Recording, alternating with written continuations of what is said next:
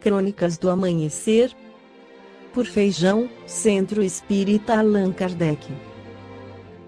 Balneário Gaivota, 10 de junho de 2018. Benzedeiras sobrevivem na terra de Chica da Silva, no interior de Minas. É em uma casa cercada de plantas medicinais que vive Maria Mercita Cunha. Aos 86 anos, Dona Mercita vai ao quintal e, diante de um pé de guiné, pede permissão à natureza para usar seus poderes de cura. Enquanto isso, um rapaz a espera na cozinha para ser benzido.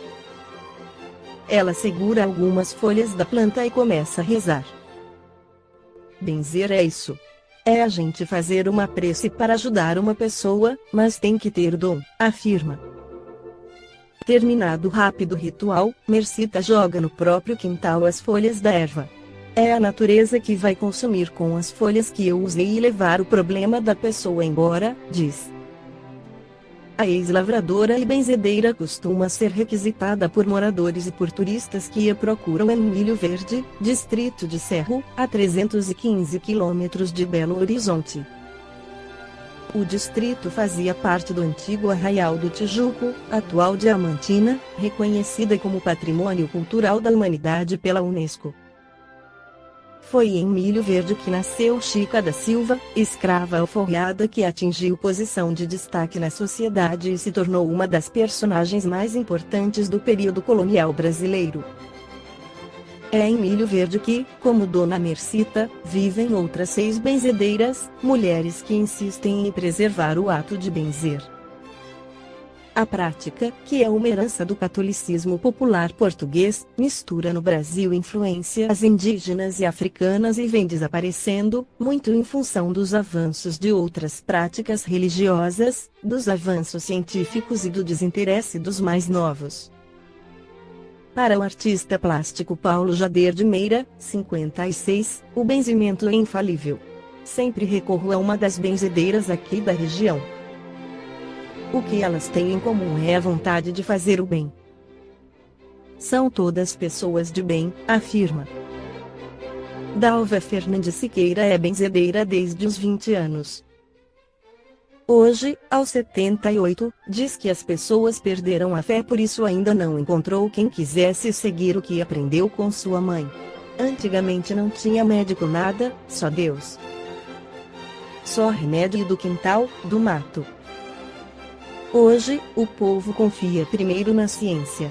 Católica fervorosa, Dalva tem na porta de entrada de casa uma bandeira de Nossa Senhora do Rosário, na sala, um altar aonde estão várias imagens de santos. Dalva faz questão de ressaltar que benze com brasas, água e com o poder do Espírito Santo. Com a força desses 3 elementos, qualquer coisa é curada. A dona de casa Georgia Carvalho mora em São José da Lapa, na região metropolitana de Belo Horizonte, e aproveitou a ida a Milho Verde para benzer a filha, Ana Clara, 5. Ela foi benzida contra cobreiro com talos de plantas e eles foram colocados na fumaça do fogão a lenha para secar. Assim que os talos secarem, o cobreiro vai ser curado, afirma Georgia. Outras religiões. A mudança de prática religiosa também tem feito com que os benzimentos sejam esquecidos. É o que afirma a caçula das benzedeiras, Aparecida do Rosário Ferreira Montemor, 53. Muita gente é que se tornou evangélica e deixou de benzer as pessoas por considerar a prática proibida pela Bíblia, diz. Mesmo sendo umbandista e mantendo um terreiro na cidade do Cerro, ela segue firme, benzendo quem precisa. A Umbanda não atrapalha os benzimentos. Acredito que a tradição vai se reinventando, se não já tinha morrido há muito tempo, diz. É com sorriso e abraço forte que Maria das Mercês Santos, 81, filha e neta de benzedeiras, recebe quem lhe procura para benzer. Mais conhecida como Maria Coração, devido à forma carinhosa como trata todos que a procuram, a benzedeira diz que hoje só atende crianças porque não tem mais forças para curar os problemas dos adultos. Tem que estar preparada, estar muito bem de saúde, ter muita fé, senão o benzimento fracassa e a gente vai até para a cama, afirma. Eis tem pessoas que benzem e não são espíritas. Conta uma lenda que Diógenes, um pensador grego que teria vivido há 5 séculos antes de Cristo, tinha se despojado de tudo, que é material, porque queria viver uma vida simples e com a necessidade possível. O único utensílio que costumava carregar consigo nas viagens a pé, era uma canequinha que usava para beber água no caminho. Um dia, porém, passando por uma bica d'água, verificou que ali estava um garoto a saciar a sede, usando apenas das mãos em forma de concha para parar a água. Mas que depressa Diógenes atirou fora a caneca, descobrindo então que poderia viver muito bem sem ela. É mais ou menos o que acontece entre o benzimento e o passe espírita, para quem descobriu que o ritualismo é perfeitamente dispensável. As leis naturais que funcionam tanto no passe como no benzimento, são as mesmas. Então você pode obter uma cura, através de um ou de outro, independente da crença religiosa. Entretanto, a doutrina espírita se utiliza o passe porque é a forma mais simples e direta de passar alguma coisa de bom a alguém. O passe é, por assim dizer, a imposição das mãos, a forma objetiva e singela de que Jesus se utilizou para atender os doentes. Na história da humanidade mesmo atual muito, que se arvora de santos, magos como que dotados de poderes sobrenaturais recorrem a fórmulas complicadas, a rituais exóticos, a danças e sacrifícios, porque acreditam ou querem fazer acreditar que a utilização desses apetrechos garante o efeito da cura. Jesus, porém, recorreu somente à fé como componente necessário à produção a qualquer efeito benéfico ao paciente. O passe espírita, portanto, é um ato simples e direto, sem rituais e sem espetáculo. Não precisa de apetrechos, de orações decoradas, não precisa de palavras mágicas, não precisa de hinos nem de oferendas, não precisa de gestos especiais e nem mesmo de manifestações mediúnicas. Para a doutrina espírita, todos esses acréscimos são dispensáveis.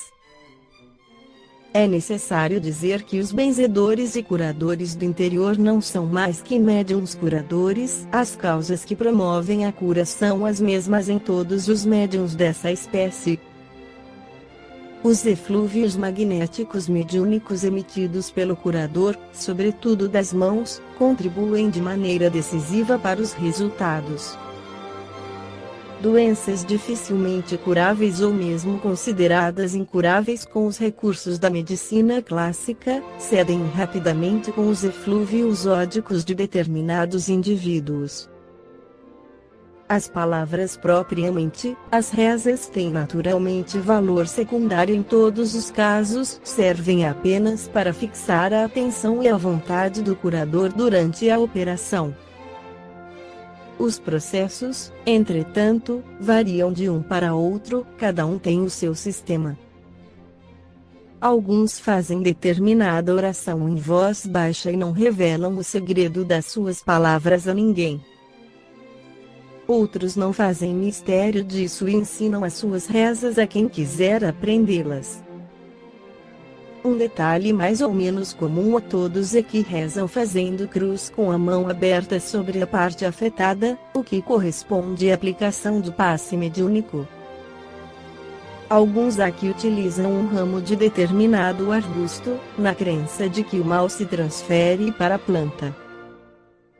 No livro Consolador, o Espírito Emmanuel, pela psicografia de Francisco Cândido Xavier, esclarece sobre a benzedura. A chamada benzedura, conhecida nos meios populares, será uma modalidade do passe.